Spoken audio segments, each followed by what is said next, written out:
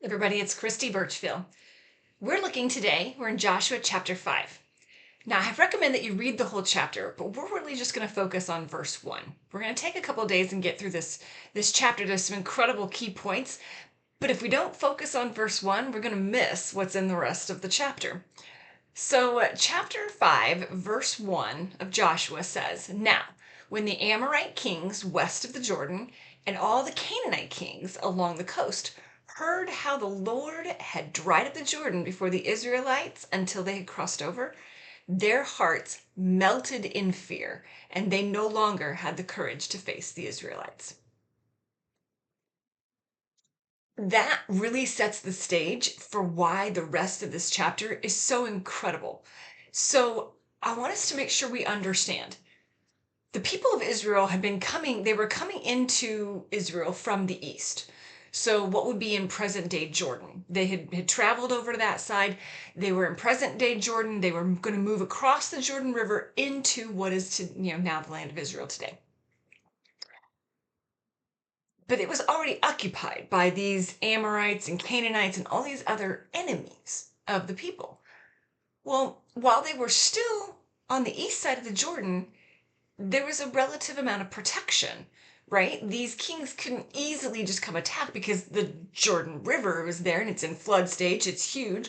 They can't easily get their troops across. So there was a natural protection for the people of Israel right there.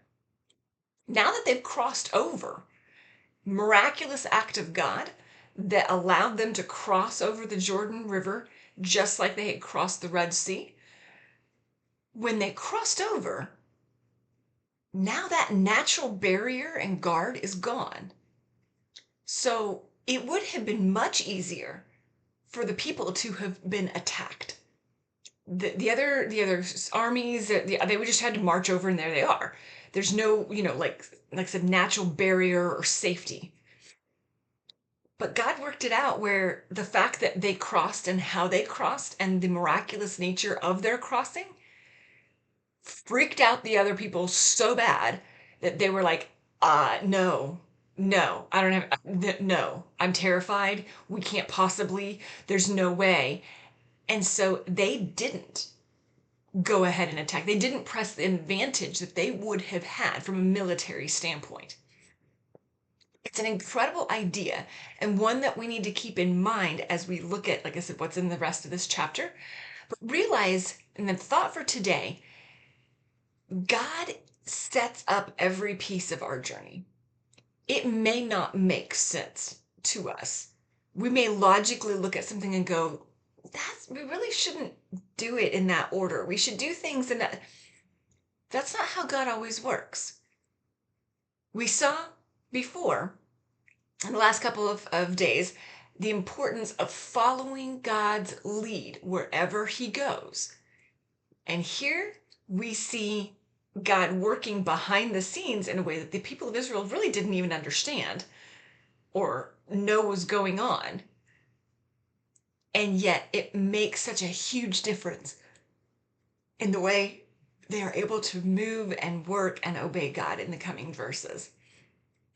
So we can take the steps that we need to take and realize God's going to work on the back end and the periphery and the side, and he's going to take care of all the other things that need to get taken care of. We can trust him for that.